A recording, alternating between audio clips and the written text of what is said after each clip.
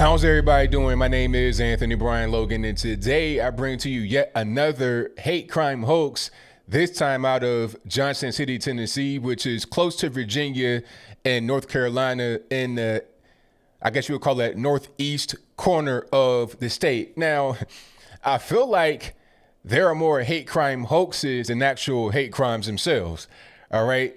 The famous one was Juicy Smouye. That's everybody knows about that. That's going to go down in history.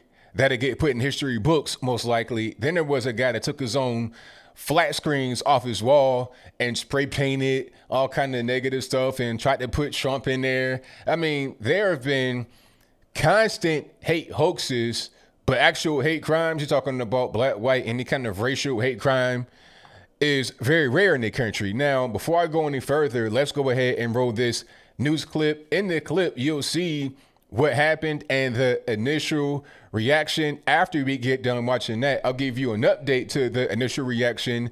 I'll give you my 2 cents, my analysis, and then I'll wrap it on up with a nice bow on top. So without further ado, let's go ahead and roll it. Racist vandalism on the front sidewalk of a Johnson City gym. Reading, this is a quote here, white pride. It's catching one business owner by surprise. He says it was disheartening at first. Tonight, he's telling his story to News 5's Angelique Arentalk about how the community has supported him to get him through this ordeal. Derek Carson tells me he's one of the few black business owners in the area. He says education, training, and just a passion for the job got him to this point. But in this difficult time, he's reminded people do have his back. Derek Carson owns and operates a gym in Johnson City. I train sometimes 40 people in a day. Arriving for his usual 5 a.m. call time. And then I had something up here. He found this message etched by the front door. It reads, white pride. It hit me in the heart more than anything. Carson believes it happened early Sunday morning. He received some tips about the incident and is looking through surveillance footage.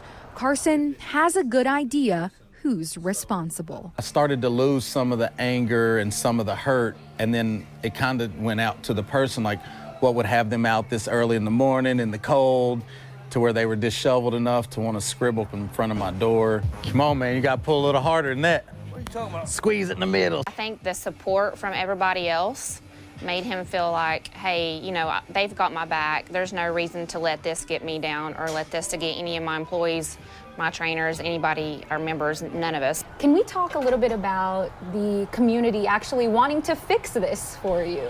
Yes, I had several people hit me on Facebook that were offering to come and fix this just out of acts of generosity and kindness. Carson's daughter also set up this GoFundMe page, and donors are already pitching in.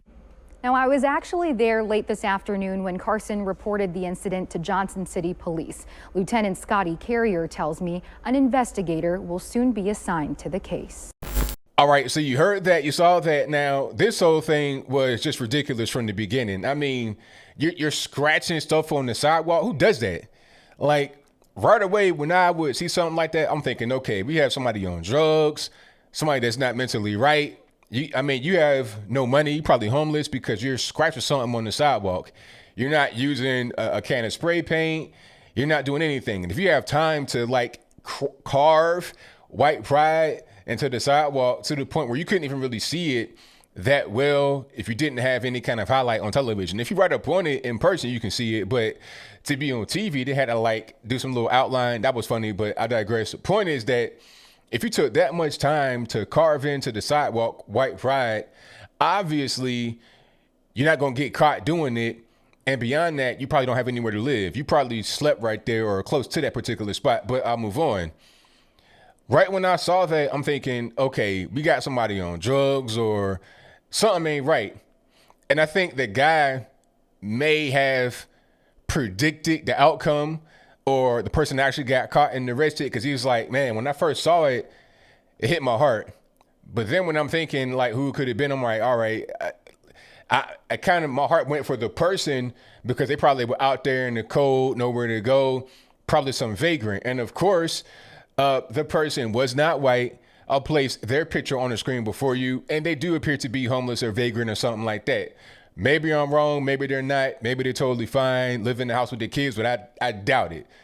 The person I'm looking at right there does not really appear to be somebody that really has everything under control.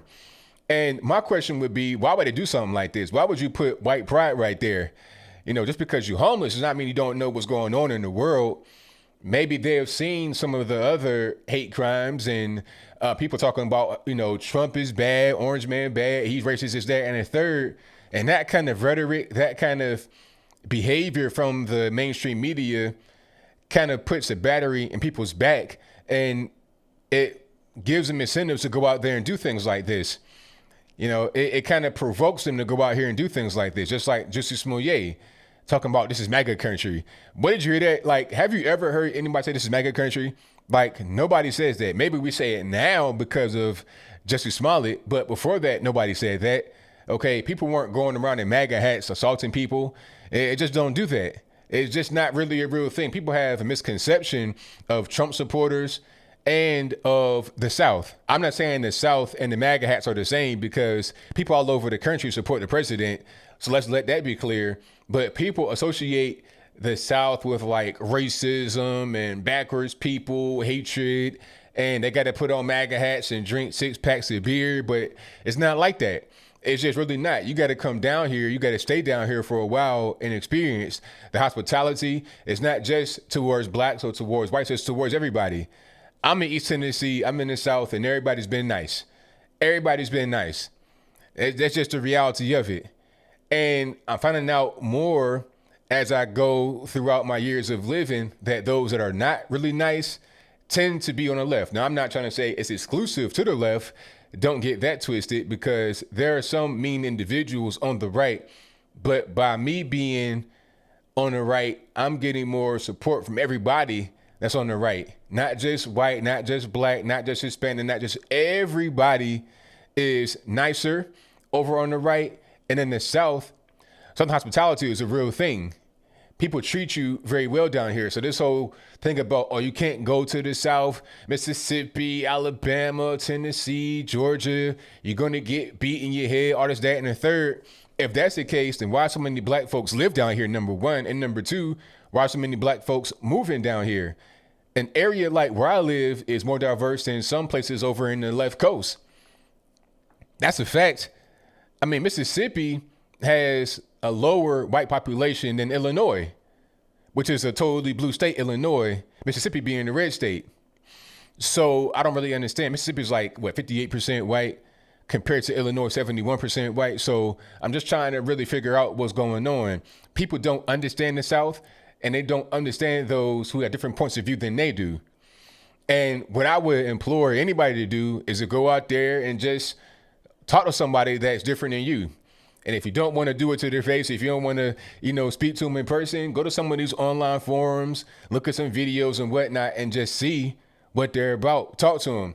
I'll talk to anybody. I don't care. When I was at Politicon, and shout out to all you guys met at Politicon, I really enjoyed that. But when I was there, I spoke to everybody. Anybody that came up to me, anybody that sat next to me, I don't care who you are, I'm going to talk to you. I spoke to people on the left, people that supported Bernie, Joe Biden, people on the right, obviously, that were similar to me, everybody. So I don't really care nothing about just trying to keep an echo chamber. And I think that needs to happen some more, because when it doesn't happen, these people on the mainstream media, they push particular narratives, and it's easy for people to believe it. And then they think, oh, hate crimes are just normal. Black folks are oppressed and get beat down every day by the white man. It's just not the case. It's not.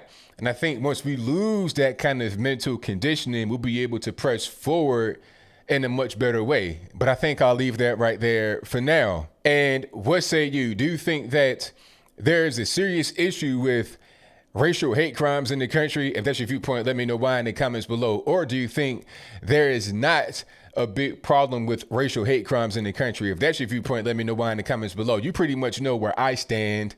My viewpoint is that racial hate crimes are not really a big deal. People get along much more than the mainstream media would have you think.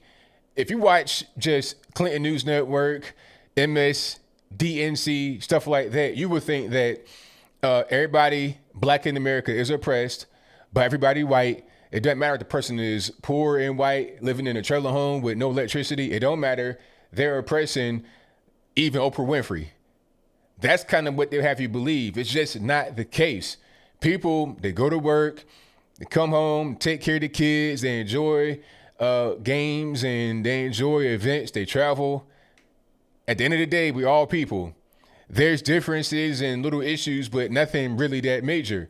People are much better able to get along than what the mainstream media would project onto people that will go out here and scrabble white power or MAGA country on somebody's sidewalk or on the forehead.